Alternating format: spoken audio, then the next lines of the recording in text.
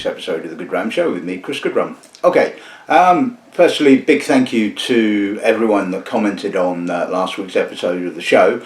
Certainly seems like there was probably more comments about the impending changes to Balblair than the Pulteney range, but like I think I said in the episode, I tend, when I'm dealing directly with certain distilleries, I often tend to find out about things that are going to happen well in advance of when they actually happen. So as far as I'm aware, there's been no official release of information about these changes to their range, and but I know they're in the pipeline, or shall we say I was told that they were in the pipeline. Of course, doesn't always necessarily mean that these things actually happen. They could have a change of mind, but you know, it's unlikely, shall we say. But anyway, that's by the by. So this week I kind of thought, well, let's stick with the coastal theme, I suppose, of last week's episode. And as you probably well know, at one point Pulteney was indeed the furthest northerly mainland Scottish distillery, but obviously that is no longer the case, because this distillery, Wolfburn, is now indeed the most northerly distillery on the mainland of Scotland. And I don't know what it is, but when it was first released, it kind of said something to me, I suppose. You know, I was kind of intrigued to taste it. I don't know why. I mean, it's possibly again sort of the whole sort of, you know, newness and the sort of the drawing on the sort of Viking heritage of the area. And as you well know, my ancestors were indeed from Scandinavia and settled in the east of England, and so I kind of have a bit of an affinity with the Viking legends and all that kind of stuff, which surprised. And I suppose what I liked about Wolfburn is that they didn't kind of go over the top about the whole Viking kind of connection. It's a lot more subtle than, say, someone like Highland Park, who has well and truly pillaged their Viking heritage for the sake of bottle sales, should we say. But no, I'm probably being a bit harsh. I mean, you know, if you've got that kind of heritage, you're going to play on it. And, you know, I'm a bit of a sucker for all that. I mean, you know, I love all that kind of, you know, Viking art and all that kind of stuff. So, but anyway, let's talk about with Wolfburn. We're not talking about anybody else. So the distillery is situated in Thurso, right on the north edge of I would say the known world, but the north of Scotland. And apparently there was originally on close to where the current distillery is, there was a distillery that operated between the 1820s and the 1860s, but I think it was demolished and there was kind of nothing left apart from a pile of stones, I think. But of course, obviously, it drew its water source from the Wolfburn, and the guys that sort of decided on setting up the distillery obviously thought it was, you know, a great place to reconstruct a distillery. And so in January of 2013, the first spirit flowed from those stills, and not very much longer after that, probably around about 3 years, the first bottling appeared. Now, it's kind of understandable that obviously the distillery wanted to get a product out there on the market as soon as humanly possible, and I suppose if they'd have gone down the sort of traditional sort of short, fat, stubby stills, worm tubs, heavily sulphured, new make, all that kind of stuff, then there wouldn't have been an earthly's chance. But so the distillery has kind of obviously done the more, well, I hate to say more modern thing, but obviously they've tailored the production to an early release, so you have sort of a long wort fermentation, I believe between about 70 and 90 odd hours to get that sort of fruitiness, a slow distillation, small stills, plenty of copper contact, shell and tube condensers, and you end up with quite a sort of a light, elegant, coastal influenced spirit, which on the face of it appears to be quite happy being bottled at a relatively young age, but obviously we shall find out when we actually get to the tasting. Incidentally, I'd just like to say a big thank you to Maverick Drinks for the samples for today's episode of the show. Maverick Drinks are the distributors for Wolfburn, and obviously I tasted the Northlands and the Aurora bottlings previously and currently stocked them, so there you go, that shows you how much I think of the distillery. But I didn't know about the other two bottlings in the range which they kindly sort of sent me samples of, which was really nice of them. The distillery, again, like I said, seems to be doing everything the right way, predominantly filling into ex-American oak. I believe 85% of their spirit goes into that, a little bit, 15% goes into Oloroso. They also do a peated run for, I believe, between about 2 and 4 months of each year. So yeah, that's a little bit of information about the distillery. Obviously you can find out more online if you wish to do so. So me and Barbie will just introduce today's lineup then, won't we, Barbie? Yes.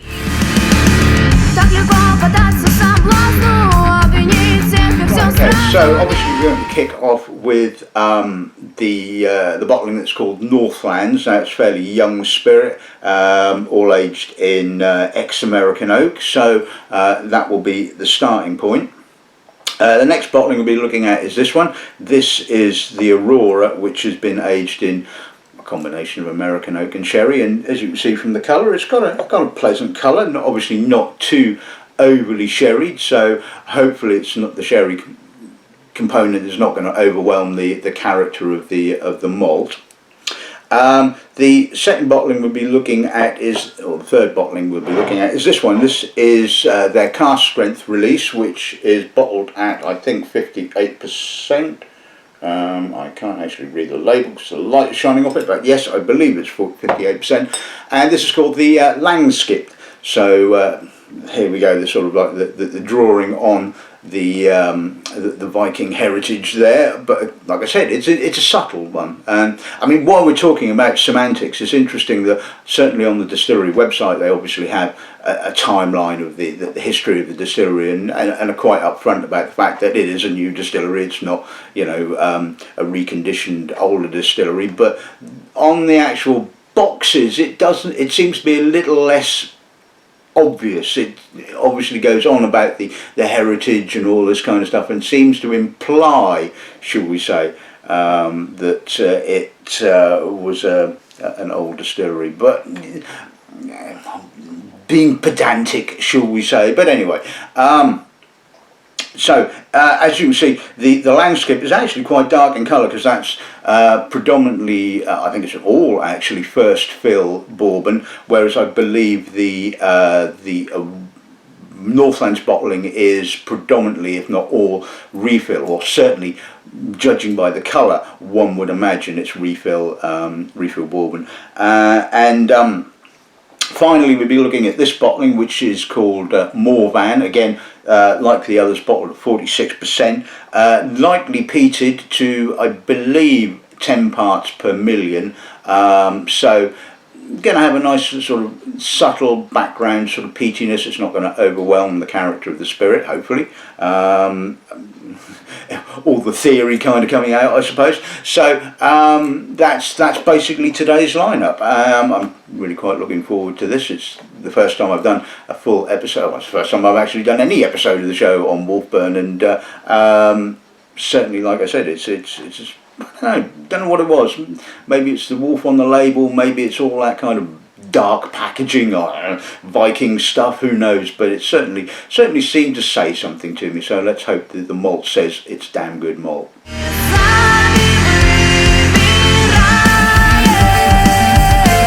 Right, okay, so let's kick off with the Northlands. Like I say, bottled at 46%. Let's see what the nose gives us. It's young, it's exuberant, it's got a lovely estery character. There's a bit of pineapple, apricot. Yes, it's young. There is that sort of slight rose petally mar note in the background, but I'm getting no faints. I'm getting no sort of off the still notes. It's a nice degree of, slightly creamy American oak sitting beneath. And of course there's a nice kind of coastal element to it, a nice saltiness. It's not the world's most complex of malts, but I think it does what it does really nicely, which is often something I really like. You don't always need to be sort of bombarded with huge amounts of complexity. If a malt can be relatively simple but deliver that simplicity in a pleasant manner rather than being sort of one-dimensional. This is certainly not one-dimensional. Then that to me is really appealing. And like I said, you can certainly smell the fruit esters, but it's not overly fruity. That sort of saltiness is kind of, just giving it a little bit of an edge. And like I said, for a young malt, I mean, probably no older than sort of 3, maybe a little bit older now, possibly. It's absolutely delightful. It's really very, very nice. Let's see what the palate's like.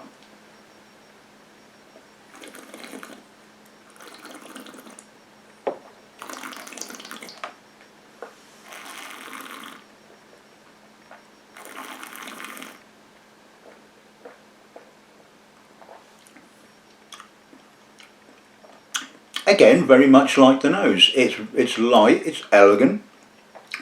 It's pineapple, apricot, a little bit of slightly bubblegummy white fruits, a little bit of American oak kind of coming through on the middle, a slight sort of vanilla cream, and finishing really nicely with that sort of salty twang. Again, like I said, not exactly overly complicated, but it has a lovely progression. It certainly delivers pleasantly. There's again a little bit of rose petal mar, which obviously is showing its youthful side, but it's certainly really, really drinkable. And yeah, it's light and elegant. I mean, it is a lovely whiskey. It's just sort of like, kind of a real classic summery whiskey, although we're certainly not got any summer weather at the moment, funnily enough. But yeah, I mean, I really like that. I think that's an absolutely fantastic whiskey.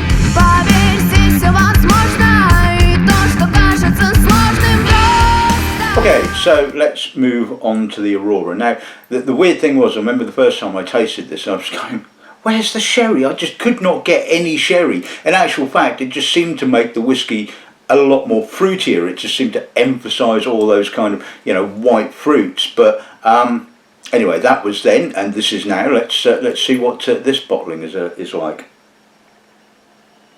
Right, well, I'm certainly getting a little bit of sherry now on the nose. But again, it's really nicely balanced. I've got the crisp, fresh, salty, not quite so estery fruit. That's obviously down to the sherry cask, just taking the edge off the esteriness. It's got a little bit of dried fruit. It's got a slightly higher toned kind of Oloroso character, which gives it an almost kind of refill sherry kind of feel. It's not a sort of like, a big, herbally, chunky Oloroso monster, which, thank God. There's a little bit of coffee, touch of chocolate, bit of earth, sort of almost kind of manure-y, and again a little bit of rose petal mar. So in actual fact, I think this has got, again, for sort of like, a young spirit, it has a pleasant level of complexity. And I just love the youthful exuberance of it. I mean, this is the thing about whiskies is, you pick and choose. If you want something with, lots of oxidation character and age, you go for an older whiskey. But sometimes, young whiskies just have their place, and sometimes I just really love that sort of youthful exuberance, shall we say. And this certainly has got, this is a lovely nose again. It's really well balanced. I would guess we're looking at somewhere in the region of maybe around about 80-20 sort of American oak to sherry, so it's really well balanced. Let's see what the palate's like.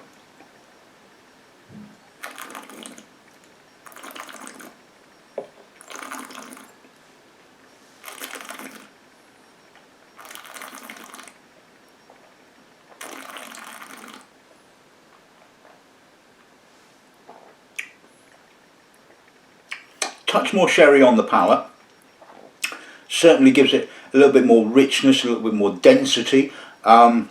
Still, the spirit is very noticeable. It's still got that lovely sort of fruitiness, apricot, slight pineapple. Like the nose, not quite so estery as the Northlands. A little bit of earth, a little bit of coffee and dried fruit on the finish. Again, I think it has a lovely progression. It certainly kind of kicks off with the sherry. You get the American oak sort of spirit character kind of coming through in the middle and finishing with a little bit more of the sherry, and it's just really well balanced.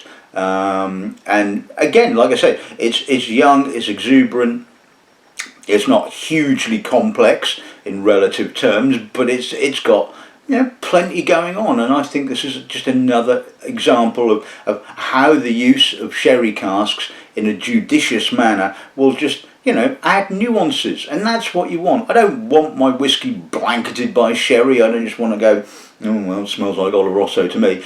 This is how you should use sherry casks, in my personal opinion, and damn, that's good.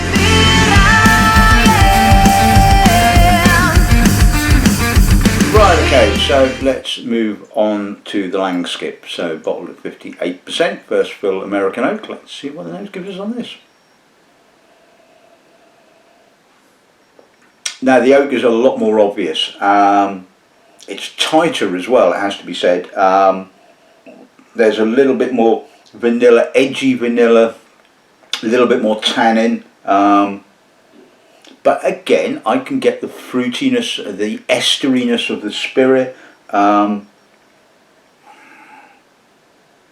of straw, getting a bit of citrus now, tangerine, almost orange. Getting a bit of toffee now with time. I mean, it's certainly more intense, as you would expect, being bottled at 58%. And the oak is a little bit more obvious and a little bit tighter and a little bit more gritty. But oh, that's a lovely nose, and I'm not really getting much in the way of rose petal mar. It seems to be sort of, well, I wouldn't say mature, but it feels like it's got a little bit more age than the Northlands bottling. But you know, again, it's just a delightful whiskey. See what the palate's like.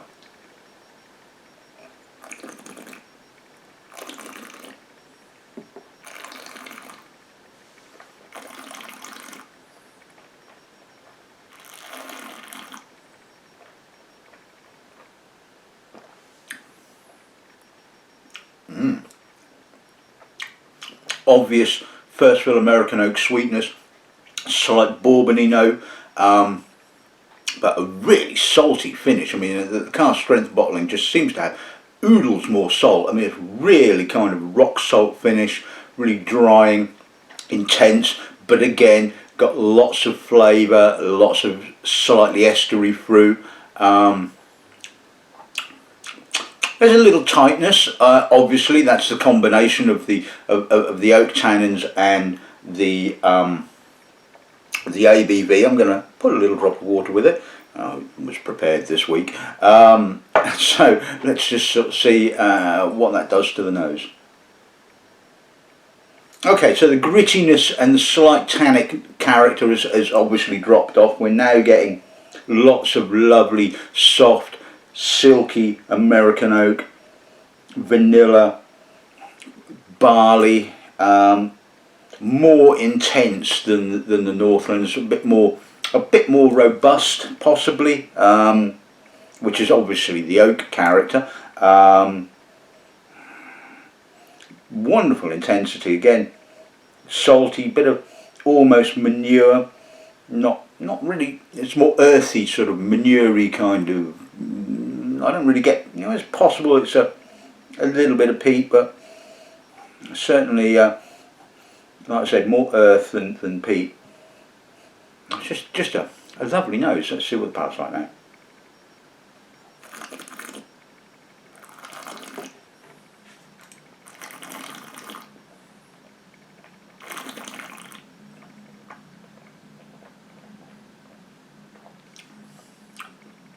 Obviously, lessening the alcohol has brought out the sweetness of the more of the sweetness of the oak and the barley.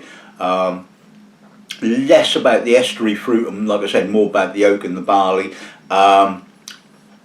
Still really intense, although in saying that, the fruit kind of comes through right on the finish, along with the salt. It's a bit drying still, but mouth-coatingly salty, it has to be said. I mean, I'm really getting that kind of rock salt kind of finish, and I just love that intensity. Again, you know, young but not too young, drinkable, and what a chewy malt finish.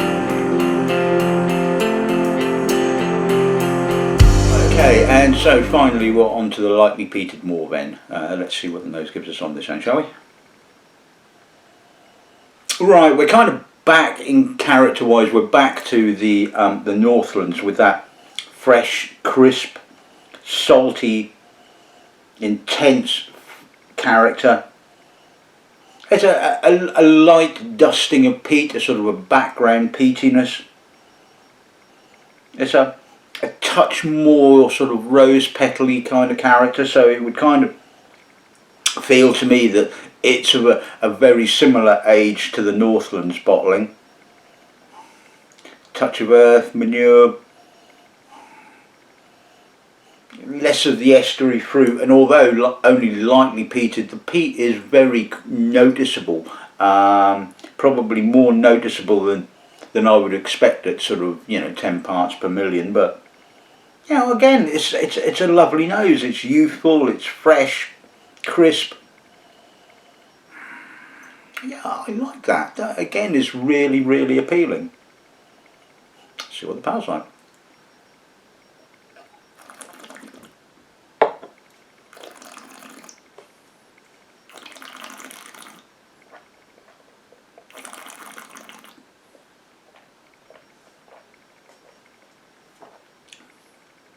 Light, crisp, fresh again, very much like the Northlands. A little bit of rose petal, not quite so much estery fruit, but a little bit more noticeable peat now. It's got a sort of slight peaty coastal astringency on the finish, not sort of herbally, almost bog myrtle-y kind of note, or maybe bog myrtle-y, heathery sort of, you know, it's got a nice kind of herbally peaty kind of character, and the peat is certainly punching above its ppm, it has to be said, but it's not unbalanced. It's again really well put together, really well thought out, still got that crisp, fresh elegance, that lovely youthful intensity, and again that really nice salty finish to it. So all told, I think that is again a really very, very good bottle. Right, okay, so let's sum today's episode of the show up. Well, on this tasting, I mean, Northlands is producing some bloody good whiskey. 4 very, very distinct bottlings. Yes, you can say that the Northlands and the Morven have a similarity, but you would expect that. That's the distillery DNA. And this is what I love about this, is the Northlands is just wonderfully elegant and crisp and fresh and coastal, with a lovely core fruitiness, and it's just an absolutely delightful whiskey. The Aurora bottling is just kind of classic how you should use sherry casks. It's not overly sherried. The sherry is adding a supporting amount of dried fruit and not overwhelming the spirit at all. So again, a lovely, delightful whiskey. The Langskip, again, here we see a bit more of a difference. The use of first fill American oak has obviously given it a little bit more body, a little bit more tannin, and it's just a fascinating look at how the use of the cask and the interaction with the spirit changes the character of the whiskey, but not so much that you don't have the same kind of DNA and the same kind of obvious distillery character, but just with a few more bells and whistles, I suppose. The Morven, again, classically lightly peated, and this is what I love. I mean, yes, I love peated whiskies. I love monstrous peat. I love Octomore. I love Port Charlotte. I love Ardbeg, etc., etc. I love big chunky peat. But there's a time and a place for big chunky peat, and sometimes you want a little delicate edge of peat just to sort of, like, add another character. And this is why I've often said about a number of the distilleries that are not traditional users of peat and have decided to make a peated malt, have started off by doing, in my personal opinion, the right thing and just being delicate with their peat character, and then suddenly after a while they suddenly go completely barking mad and go, oh, we've got to make a huge peat monster because everybody wants a huge peat monster, and you lose any semblance of your distillery character because it's just big peat, and it just then tastes a bit like Kalila or something of that kind of ilk, and to me it kind of misses the whole point of, say a delicate peated Spey or Highland or whatever. But certainly it seems like Wolfburn are really doing the right thing. They've got 4 fantastic bottlings. They're not hugely expensive. They're just about right, and I think it's going to be a fascinating journey for them. I'm looking forward to sort of seeing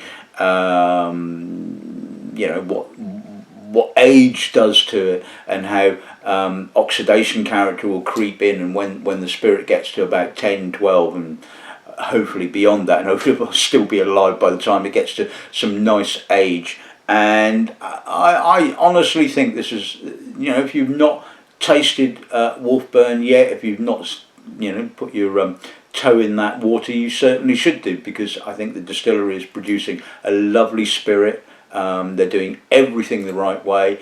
The whole range is absolutely fantastic, and it's not very often I can say that, I can taste an entire distillery's range and go, everything is bloody good, because often there's, well, not a stinker amongst them, but shall we say a somewhat disappointing bottling. But certainly with on the evidence of today's tasting, it has to be said Wolfburn is just pretty damn good. So so there you go. That's this week's episode of the show in the bag. If there's time, you might get a midweek episode of the show, as I've got a few days off. I'm dog sitting, and if I can, I will squeeze in a midweek episode of the show. And I'm kind of thinking I'm just sticking with this kind of coastal kind of theme. Yeah, I'm not going to say any more because it's going to give the game away. But anyway, until then, I hope you have a great weekend. I honestly believe that you should give Wolfburn a chance, and hopefully it's in your market. I don't know how if they're exporting to the States and Europe at the moment. I honestly couldn't tell you. I don't think the distillery is particularly big. I don't think their production is particularly huge at the moment, so it may well not have crept out there. But of course, we do international shipping. I know it's costly, but that's kind of life at the moment. But anyway, so yeah, that's this week's episode of the show in the bag. All I have to say is good afternoon and good ramming. Well, it's actually still yes, it is still technically morning. So good morning and good ramming.